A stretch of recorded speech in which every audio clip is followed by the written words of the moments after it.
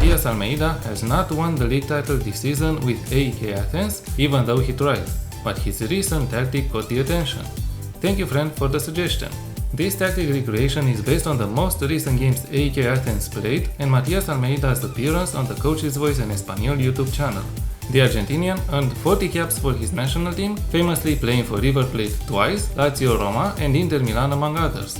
His second time at River Plate was not that good, the team getting relegated to the second division for the first time in their history.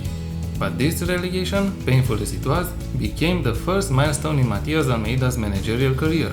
He managed to get the club promoted to the first league before moving to Banfield, Chivas Guadalajara in Mexico, San Jose Earthquakes in the USA, and now AEK Athens in Greece. His managerial style changed over the years. He started from a 4-2-3-1 with River Plate and then adjusted according to each squad he managed.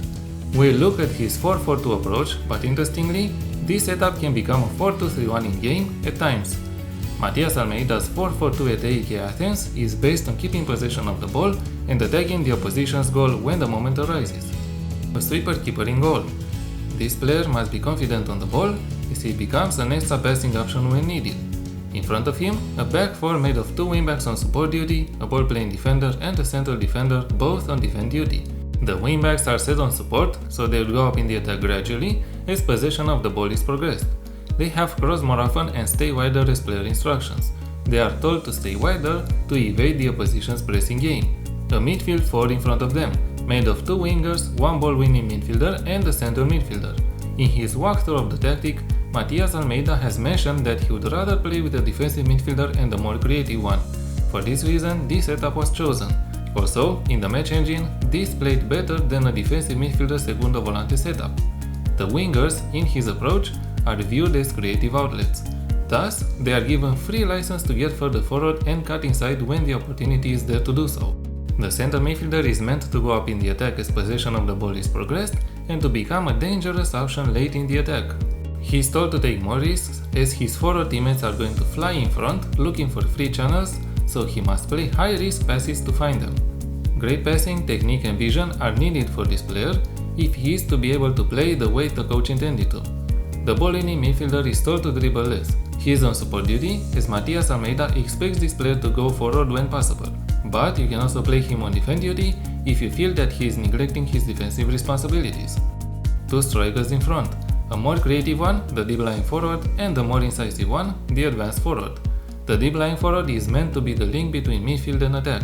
This player does not have to be a pure striker.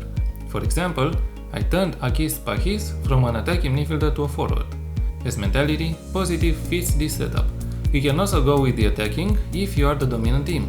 In possession, fairly wide attacking width, overlap and play out of defense, shorter passing directness and a slightly lower tempo. The passing setup is meant to preserve possession, tire the opposition and attack when the opportunity is created. In transition, counter-press, counter and distribute the ball to the defense through short kicks. We don't rush the ball distribution from the goalkeeper.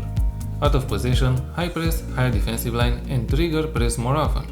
Matias Almeyda likes his teams to be aggressive when they are not in possession and to recover the ball fast. In his own words, the sport is meant to be fun. In football, to have fun, you must have the ball. This is paraphrasing, of course, but the idea is to keep possession of the ball, deprive the opposition of it, and use this to create and score goals. In my Building a Nation save in Romania with FC Voluntari, we won the Romanian League title and the Super Cup. And in the UEFA Champions League, we did reach the playoff round, being narrowly knocked out by Paris Saint-Germain after finishing just outside of the top 8 in the league phase. I'm not a fan of possession-based football, in real life and in the game, but this tactic was fun to play with.